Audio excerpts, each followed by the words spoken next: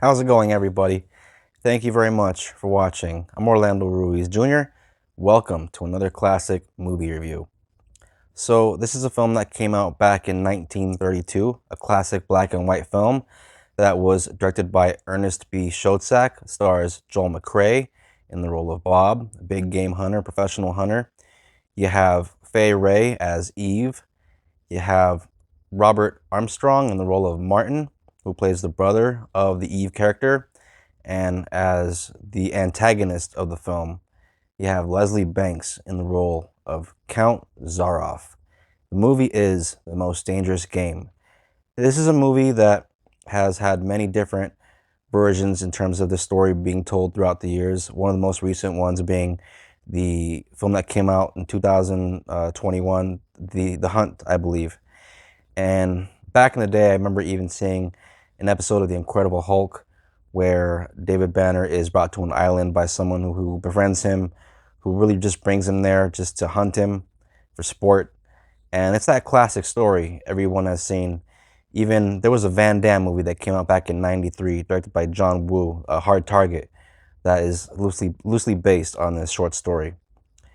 And the first time I ever heard of this movie was when I watched the 2007 film from David Fincher, Zodiac. One of the survivors that lived to see another day from one of the Zodiac attacks was at Lake Berryessa, and he described in detail what he was wearing that day. And there's a very famous sketch in which it had the Zodiac killer dressed in all black with a black executioner's hood. And the main antagonist in this film, who goes by Count Zaroff, yeah, with a Z, doesn't have that executioner's hood, but he does wear an all black outfit with a belt with a long knife attached to his hip, very similar to what is in that sketch and what was depicted in the film Zodiac. And there are things like that in this movie that just give me an eerie feeling. Anyone who is familiar with David Fincher's Zodiac film, you are aware that the prime suspect in the case refers to The Most Dangerous Game as his favorite book in high school. And even in real Zodiac letters, it is documented where the killer talks about, just flat out talks about the most dangerous animal of all, referring to man, of course, which is really the theme of this story. So as I'm watching this film, it really does give me an eerie feeling and sends chills down my spine, especially as the movie sort of gets down to business. And it gets down to business really quick after we get to this island, because in the beginning of the movie, our main character is on a boat, the character of Bob, played by Joel McCrea, and the boat ends up going down shipwrecked due to just going off course because I believe a set of lights, charter lights, are a bit off, and the captain notices this. And when he brings it to the attention of the person in charge of the voyage, he sort of dismisses it and says, "We're going to keep going." And of course, the boat goes into some choppy waters. Everyone gets eaten by sharks as the ship sort of starts to go down. And Bob's character, the character of Bob, played by Joel McCrea, ends up being the only survivor, swims ashore to an island where he comes across this big, creepy, gothic-looking house.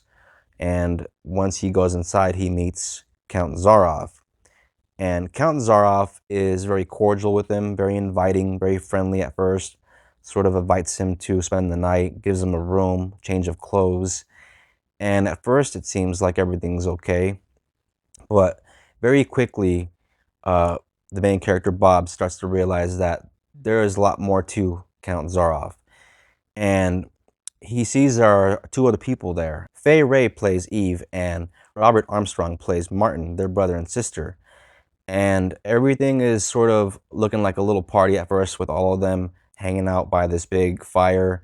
And Eve's brother, Martin, is sort of throwing him back, getting really drunk. And he's already a little tipsy when he first meets Bob. But as the scene goes on, he just keeps pounding the booze and gets more and more sort of just kind of a nuisance, actually. And you can tell that Count Zaroff is getting more and more annoyed with them as the scene goes on. But Count Zaroff pretty much humors them and tries to act very civil and just very cool with everybody because he has plans for them, basically.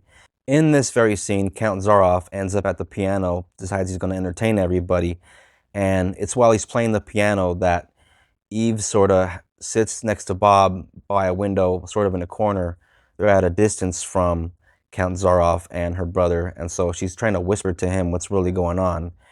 And she basically tells him that something is wrong, that there were originally four of them, and now there's only two of them, her and her brother, and that the other two just disappeared. All the things that Count Zaroff was talking about in terms of his hobby being hunting, talking about how he's bored with hunting regular game, how he's been here, he's been there, he's hunted everything, and he's become bored with it. And he says that he discovered a new game, basically, a new animal. And he refers to it as outdoor chess. And at first, they don't know what he's talking about, of course, because he's being very sort of cryptic and mysterious about it all. And some of the close-ups on Count Zaroff, on Leslie Banks, really do give me chills. The way he sort of just looks at people, the way he glares at people. So Eve leads Bob into this room where she says Count Zaroff and her brother were last seen going into. Really creepy stuff in there. I mean, you see human heads mounted on walls. You see a human head floating in a glass jar, a big jar. And even for an old movie, very, very creepy to look at. So of course Count Zaroff is pissed that they found this room. Eve is very distraught when she sees that her brother has fallen victim to Count Zaroff and his game. And that's when Count Zaroff tells them, you have till midnight. I'm giving you a head start. And once midnight comes, I'm coming after you. And he gives Bob nothing but a knife. And Bob is out there sort of trying to set little traps for Count Zaroff. And he's a really skillful tracker hunter himself. So it's really a pretty good match. The two of them are just basically out there playing this cat and mouse game. It's a really tense chase. There's some really cool shots that I don't think they had Steadicam back then, but there's some really interesting tracking shots, some really innovative camera work for 1932, really fun to look at, some really snappy editing, and just the mood is right, just the feel of the hunt. It's all there. Any kind of variation that you've seen in the story, it's all there in this original film. And of course the bargain is if they can make it till 4 in the morning, he's going to let them go. But Count Zaroff really doesn't have any intention of letting them go. He is out to kill no matter what. And it is really tense for such an old film. I got to give this film a lot of credit, all the credit in the world, because even though it inspired somebody to do some really bad things in this world, it is very well made. It is a very well-written story. As far as the acting goes, some of the actors at the beginning of the film, as far as the people on the boat, their little death scene when they're jumping out the boat, a little cringy, not the best acting, but as far as our main players go, in terms of Joel McCrea, Wray, and Leslie Banks, of course, as Count Zaroff, they're all excellent, and especially Leslie Banks as Zaroff. He is very creepy. This is definitely a movie that I think anybody that enjoys a good thriller, not just an old film, but just a thriller in general, I think will get a real kick out of this film because it's so old, yet it's so well done. Anyone that's into old films, check this movie out. I give this movie 4 stars, The Most Dangerous Game. The hard copies are out there, though I have seen it on streaming. That's the way I saw it the first time I watched it, I believe. And I loved it so much that I had to get myself a hard copy. They're out there. So get yourself one and check it out. Even if you don't like old films, check this one out and you just might start watching older films just because you'll realize some of them are made so damn well. This is being one of them.